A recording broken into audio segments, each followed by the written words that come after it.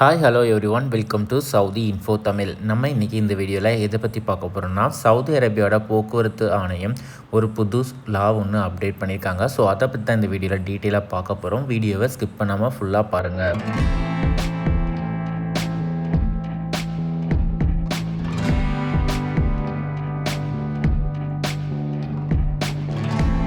So Saudi அரேபியாவோட பொது போக்குவரத்து ஆணையம் என்ன அனௌன்ஸ் பண்ணியிருக்காங்கன்னா, வேலிட் லைசன்ஸ் இல்லாமல் பேசஞ்சரை டிரான்ஸ்போர்ட் பண்ணக்கூடாது அப்படின்னு தான் சொல்லியிருக்காங்க.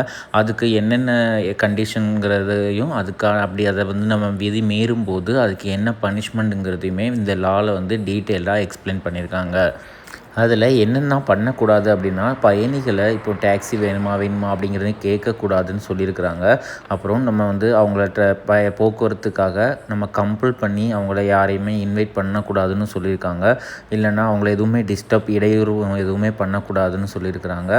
அப்புறம் மொத்தமாக ஒரு இடத்துல பிக்கப் ஏரியாக்காக இப்போ கஸ்டமர்ஸ் நிறைய ஷாப்பிங் ஏரியாலேயோ இல்லை வேறு எதுவும் ஹாஸ்பிட்டல்ஸ்லேயோ நிற்கும்போது நம்ம அந்த இடத்துல போய்ட்டு பிக்கப் பண்ணுறதுக்காக நின்று அவங்கள கூப்பிடக்கூடாது அப்படின்னு சொல்லியிருக்காங்க.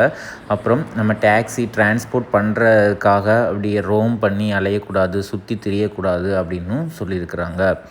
இந்த விதியை மீறும் பட்சத்தில் அவங்களுக்கு தண்டனையாக 11,000 சவுதி ரியால் அபராதம் விதிக்கப்படும் அப்படின்னும் 25 நாள் அவங்களோட வாகனத்தை பறிமுதல் செய்யலாம்னு சொல்லியிருக்கிறாங்க.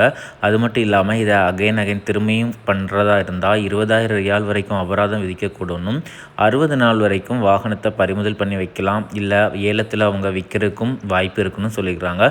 வெளிநாட்டவர்களாக இருந்தால் நாடு கடத்துறதுக்கும் வாய்ப்புகள் இருக்குது அப்படின்னும் அந்த சட்டத்தில் அனௌன்ஸ் பண்ணியிருக்காங்க. ஸோ இந்த சட்டம் சட்ட விரோதமாக டாக்ஸி ஓட்டுறவங்க ஸ்டாப் பண்ணுறதுக்காகவும், பயணிகளோட சேஃப்டிக்காகவும், அப்புறம் லைசன்ஸ் எடுத்து டாக்ஸி ஓட்டுறாங்க இல்லையா அவங்களோட ஊக்கப்படுத்துறதுக்காக தான் கொண்டு வந்திருக்கிறதா அனௌன்ஸ் பண்ணியிருக்காங்க.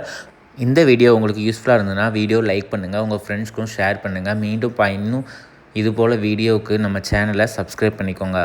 அடுத்த வீடியோவில் சந்திக்கலாம். தேங்க்யூ ஃபார் வாட்சிங்.